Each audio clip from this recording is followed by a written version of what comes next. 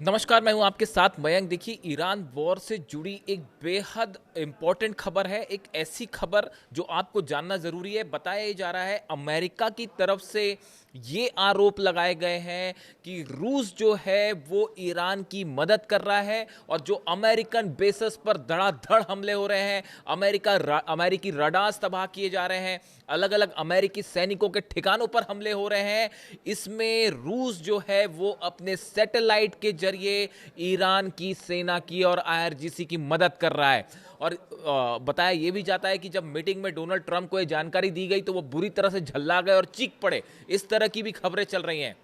और social media में जो खबरें हैं उसके मुताबिक देखिए, ये दावा जो है वो अमेरिकी मीडिया के हवाले से खबर बाहर आई है।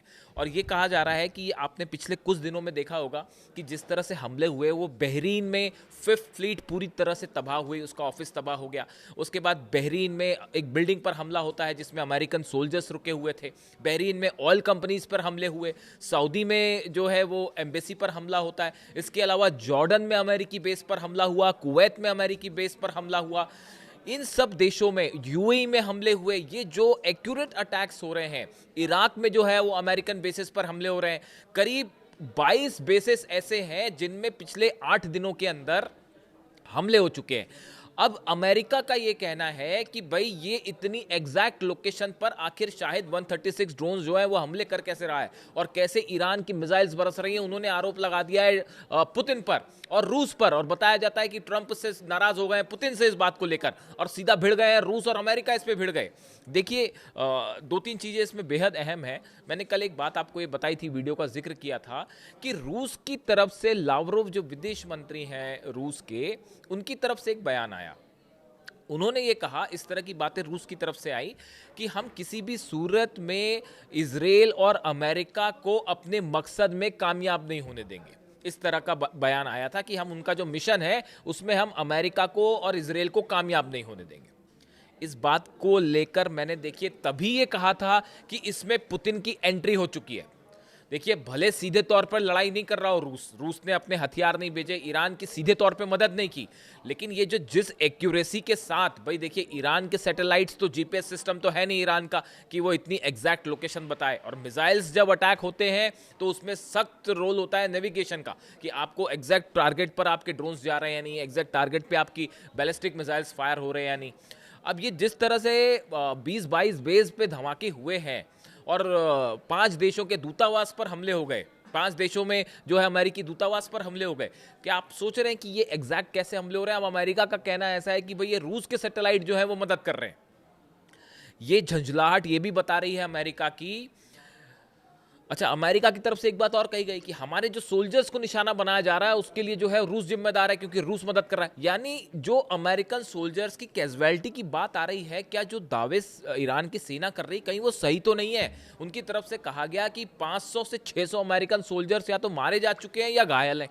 अमेरिका इसको मानने को, स्वीकार करने को तैयार नहीं है। तो क्या अब ये भी सवाल उठ रहे हैं, क्या वाकई ऐसा है? अगर 20-22 बेस पर हमले हुए हैं तो क्या कैजुअलिटी वाकई वैसी है जैसा ईरान दावा कर रहा है? अब देखिए, अगर हमले नहीं हुए होते तो अमेरिका की तरफ से ये बात क्यों कही जाती? अमेरिका ने एक बात और बड़ी इंपॉर्टेंट कही। देखिए, आज सुबह ही मैंने ये वीडियो बनाया था कि अब्राहम लिंकन पर जो है बड़ा एक्यूरेट अटैक हुआ है। अब अब्राहम लिंकन, अगर यूएसएस अब्राहम लिंकन पर अटैक होता है तो अमेरिका का ये भी कहना है कि हमारे जो वॉरशिप्स पर हमले हो रहे हैं वो भी रूस उसमें मदद कर रहा है, अपने लोकेशंस बता रहा है। यानी इस बात को मान लिया गया है कि भाई वॉरशिप्स जो है अमेरिका के, उनको हिट किया जा रहा है। अब इसमें कब आप किस बात को माने या ना माने, लेकिन अमेरिका में जो ये खबरें चल रही हैं कि हमारे वॉरशिप्स को निशाना बनाया जा रहा है और इसमें रूस मदद कर रहा है, इसका मतलब ये हो गया कि आप जब पुतिन पर आरोप लगा रहे हैं, रूस पे आरोप लगा रहे हैं, मतलब आप ये तो मान रहे हैं कि अपने वॉरशिप्स पे हमले हुए हैं, अमेरिका के वॉरशिप्स पर हमले हुए हैं।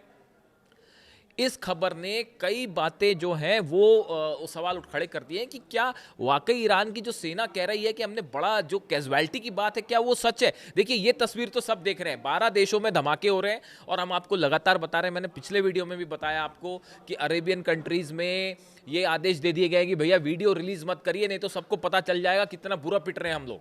ये इस तरह के आदेश दे दिए गए, लेकिन उसके बावजूद बहरीन धुआं धुआं है। दोहा में सबसे बड़ा डिफेंस सिस्टम का जो डोम होता है सर्वेलांस डोम, उस पर मिसाइल गिर गई है। सऊदी में जो है वो लगातार हमले हो रहे हैं। यूएई में जो है पोर्ट पर एक हमला हुआ है। जॉर्डन में, कुवैत में ये हाल है कि वहाँ पे जो है बताया जाता है कि बेस पर प्लेन खड़े हुए थे, उस दौरान मिसाइल्स गिर रही हैं। और अब जो है, अब जो 8 दिन बाद जो स्थिति है, अब बैलिस्टिक मिसाइल्स जो है उनकी संख्या बढ़ गई है ड्रोन के मुकाबले। और इस मामले में अब ट्रंप जो है उनका एक प्रकार को कहे कि झुंझला गए इस बात से लेके कि रूस इसमें क्यों मदद कर रहा है। और इतने एक्यूरेट हमले, यानी ईरान के हमलों से अब परेशान हो चुका है अमेरिका कि ना ड्रोन रुक पा रहे, ना मिसाइल रुक पा रहे, थार्ड फेल हो गया, पेट्रियट फेल हो गया। इसराइल में तो जो है वो मैं कल सुबह आपको अपडेट दूंगा, इसराइल का क्या है, इसराइल में क्या हालात है उसका मैं कल सुबह अपडेट दूंगा। कई सारे दावे हो रहे हैं बड़े बड़े, और बताया जा रहा है कि इसराइल में ऐसी तबाही मच गई है कि कोई सोच नहीं सकता, इतनी बड़ी जो है वो दावे हो गए हैं। उसका कंफर्मेशन जैसी आएगा मेरे पास, मैं कंफर्म होगी चीज़ें उसके बाद ही आपके सामने रखूंगा।